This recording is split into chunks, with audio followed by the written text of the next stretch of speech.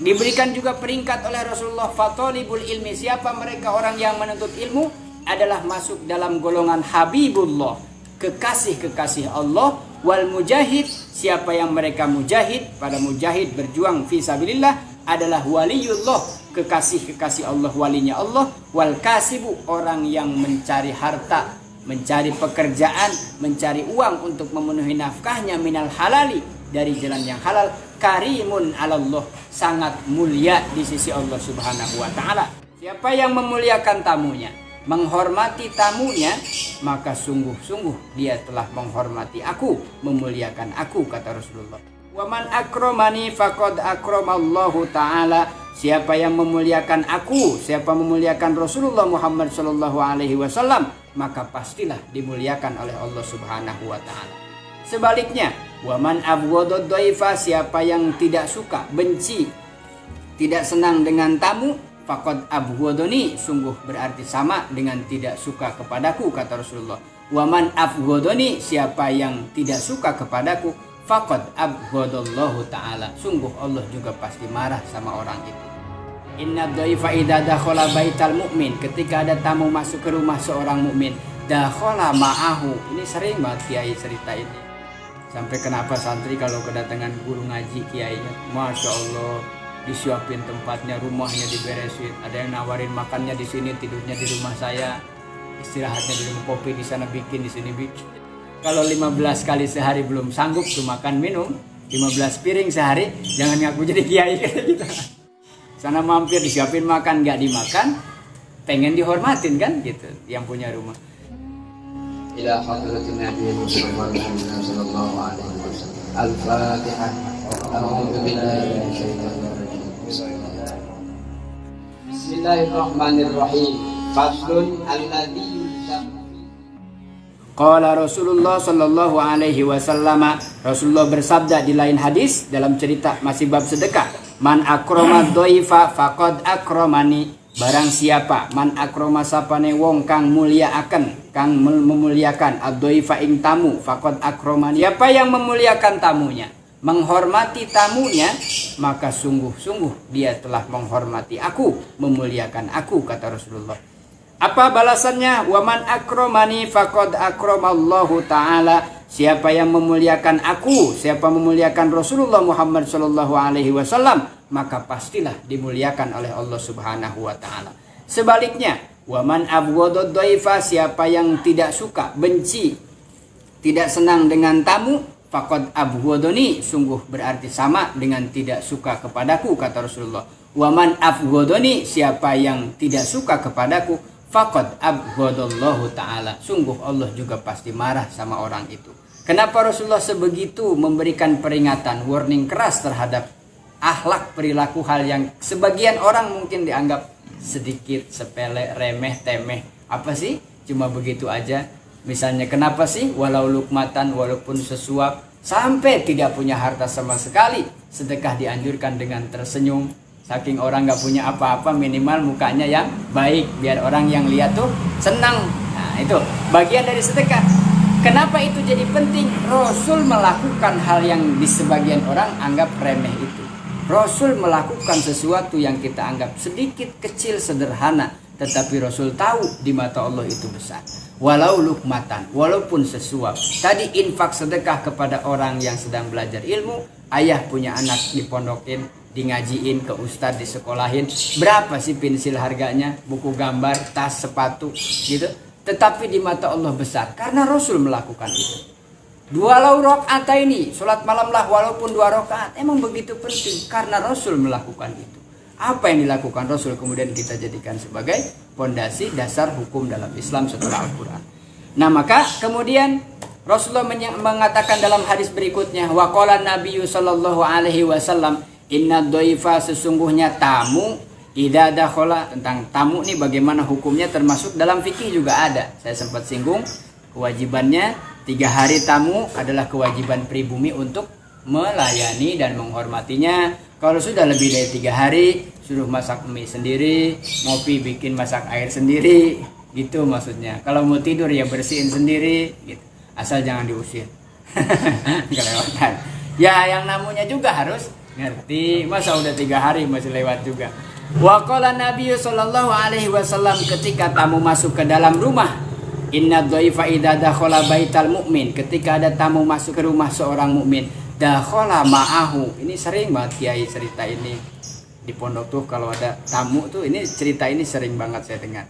Sampai kenapa santri kalau kedatangan guru ngaji kiainya tuh, Masya Allah, disiapin tempatnya, rumahnya diberesin, ada yang nawarin makannya di sini, tidurnya di rumah saya, istirahatnya di rumah, kopi di sana bikin, di sini bikin. Jadi Kiai, kata Kiai, dari situ cerita Kiai, kalau 15 kali sehari belum sanggup tuh makan minum, 15 piring sehari, jangan ngaku jadi Kiai gitu.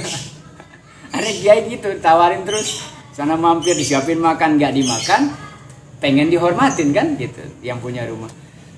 Nah, kemudian datanglah seorang tamu ke rumah mukmin, maka masuklah bersama tamu itu alfu barokah, keberkahan, 1000 berkah masuk datang bersama tamu, wa alfu rahmatin, dan 1000 rahmat dari Allah turun kepada tamu. Ma min ahadin, tidak ada dari seseorang yatihi yang didatangi atau yang datang kepadanya ad-dhaifu, datang seorang tamu, fayukrimuhu, kemudian dia memuliakan menghormati tamunya, tentu semampunya, seadanya. Kadang kalau orang tua dulu diajarkan oleh mbah-mbah, buyut-buyut dulu, nggak ada diada-adain, kalau kurang dicari, bela-belain masak ngedadak. Makanya itu hikmahnya miara ayam ternak tuh, minimal kalau ada tamu tinggal potong gitu, dan miaranya yang kira-kira bisa manfaat. Nah itu ketika dihidangkan pada tamu, inilah yang didapatkan 1000 berkah dan rahmat. Fayukrimuhu, dia memuliakan tamunya, wajada minat to'ami, dia siapkan makan. Maka nggak aneh tradisi menghormati tamu bukan hanya di zaman Rasul, tetapi sebelumnya sudah mentradisi, sudah jadi budaya di lingkungan jahiliyah. Minimal kalau ada tamu itu motong ternak, kalau tidak kambing ya gitu pasti dipotong minimal tuh di saat sebelum Rasulullah. Maka tradisi lama jahiliyah, al-muhafadzatu 'alal qadimi sholih, mana yang baik yang sudah ada di zaman dulu, bahkan Rasulullah melestarikan tradisi itu walaupun katanya peninggalan jahiliyah. Baik, dan Allah perintahkan menghormati tamu. Tidak ada orang mukmin yang datang kepada rumahnya, ke dalam rumahnya tamu, dan dia menghidangkan makanan, illa fatahallahu, kecuali Allah akan buka baginya, lahu baban, dibukakanlah pintu fil jannati, pintu-pintu surga itu terbuka bagi orang yang menghormati tamunya dengan hidangan, yakni asba'a ja'ian wajabat lahul jannah. Dalam riwayat lain dikatakan siapa orang yang memberikan makan kepada yang lapar, maka wajib baginya surga.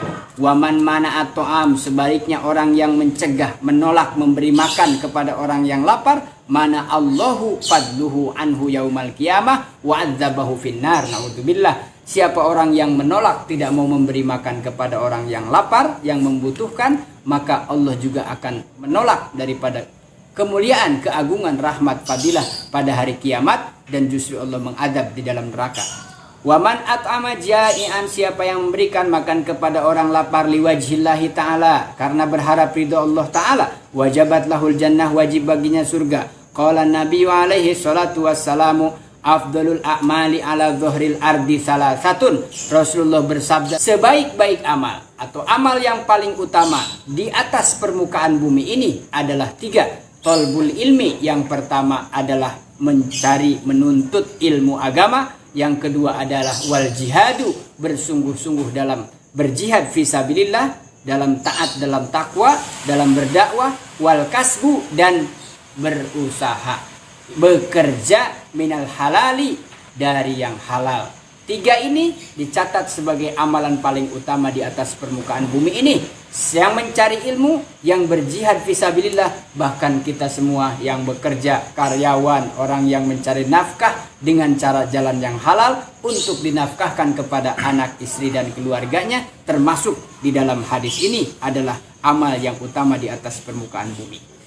Diberikan juga peringkat oleh Rasulullah, fatalibul ilmi, siapa mereka orang yang menuntut ilmu, adalah masuk dalam golongan Habibullah, kekasih-kekasih Allah. Wal mujahid, siapa yang mereka mujahid, pada mujahid berjuang fisabilillah, adalah waliyullah, kekasih-kekasih Allah, walinya Allah. Wal kasibu, orang yang mencari harta, mencari pekerjaan, mencari uang untuk memenuhi nafkahnya minal halali, dari jalan yang halal. karimun 'alallah, sangat mulia di sisi Allah Subhanahu wa taala.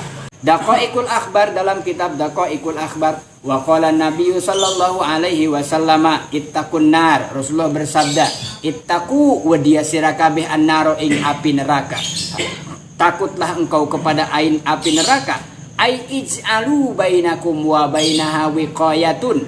Maksudnya Rasul mengatakan takutlah kepada neraka adalah ij'alu bainakum, jadikanlah, bentangkanlah antara dirimu dengan neraka. Ai hijaban, adalah penghalang supaya tidak tersentuh, supaya apalagi masuk ke dalam neraka. Bagaimana caranya? Hijaban minas sodaqoh walau bisyikki tamrotin. Hendaklah itu sedekah yang kita keluarkan meski sedikit tetapi liwajillah, adalah itu menjadi pembentang jarak, penutup, jadi hijab daripada api neraka yang akan menyentuh kepada orang yang berhak masuk neraka. Fa innahu yasuddu qaramtisi malitifli falayah takirunal mutasaddiq, termasuk ketika memberikan makanan jajan ke anak-anak nih katanya, memberikan makanan kepada anak kecil, layah takirunal mutasaddiq, jangan pernah merendahkan orang yang kita beri. Ngasih sih ngasih, tapi jangan merendahkan. Itu maksudnya.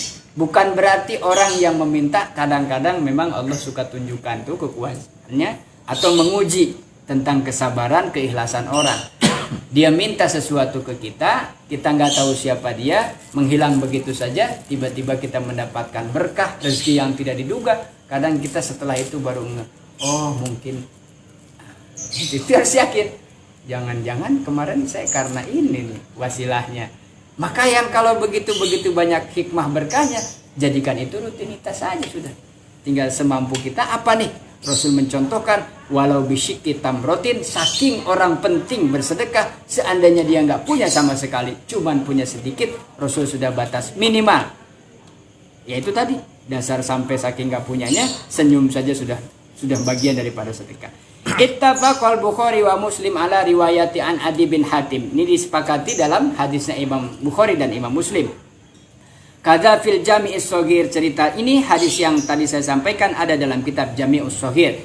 Falhasil, maka kesimpulannya, annal infaqo, sesungguhnya berinfak, mendermakan harta, sebagian harta yang kita miliki, fi sabilillahi sababul wusul, adalah di jalan Allah merupakan sebab sampainya, wasilah sampainya ilal ajri, maring pahala. Pahala yang mengalir, yang banyak dari Allah itu mengalir, salah satunya melalui infak yang kita dermakan fi sabilillah, wan najata, dan keselamatan minal mahawif, dari segala sesuatu yang menakutkan, yang mencekam, wasyadaid, dan kesulitan-kesulitan yang teramat sangat, wal balaya, dan bala bencana, fid dunya, baik itu di dunia terlebih di akhirat. Kama ruwal Khatib an Anas radhiyallahu taala anhu annahu qala Rasulullah sallallahu alaihi wasallam, as-shadaqatu tamna'u sab'ina naw'an min anwa'il bala, sesungguhnya sedekah yang dikeluarkan adalah dapat mencegah 70 macam dari macam-macam bencana. Serendah-rendahnya bencana tuh banyak, sedekah yang dikeluarkan lillahi ta'ala dapat mencegah 70 macam bala bencana. Yang paling rendah dihitung daripada al-judam wal baros. Judam itu salah satu penyakit kulit yang menular, atau lepra ya bahasa medisnya apa ya saya nggak tahu. Nah, itu penyakit-penyakit sejenis ini bagian daripada apa tadi? Bencana, balai, musibah yang terjadi sama orang. Maka dalam kitab Jami'us Shaghir diterangkan begitu panjang, dikutip banyak karena memang keutamaan sedekah tidak bisa dilakukan lagi. Nah, sebagian khususnya dalam ranah zakat pada hari ini yang menjelang sudah mau akhir Ramadan, sudah mau sampai pada hari kemenangan yaitu Idul Fitri. Maka dalam bab sedekah atau zakat itu dasarnya kan sedekah itu ada dua. Ada sedekah yang wajib, ada yang sunnah. Maka sedekah wajib salah satunya adalah zakat fitrah. Zakat fitrah itu zakat abdan, membersihkan badan, tidak hanya harta. Zakat fitrah adalah membersihkan badan, zakatul abdan. Kemudian zakatul mal adalah pembersih badan, yaitu zakat harta. Ketika kita mengeluarkan zakat mal, di dalamnya ada pertanian, ada perniagaan, ada peternakan, dengan masing-masing aturan sudah sesuai dengan nisabnya atau sampai nisab dan haul. Itu saja ini sampai akhir dari bab sedekah. Cukup panjang, kalau diterusin nanti tanggung lagi. Nah, mudah-mudahan Allah berikan kesehatan lahir batin, jasmani, rohani, sehat walafiat. Kita sempurnakan puasa ini sampai akhir dan berikan 10 akhir terakhir ini, 10 akhir ini diberikan itkun, bebas dari api neraka. Amin ya rabbal alamin. Wallahu a'lam. Al-Fatihah. A'udzu billahi minasyaitonir rajim. Bismillahirrahmanirrahim. Alhamdulillahirabbil alamin. Iyyaka na'budu wa iyyaka nasta'in. Ihdinas siratal mustaqim. Billahi taufiq wal hidayah. Wassalamualaikum warahmatullahi wabarakatuh.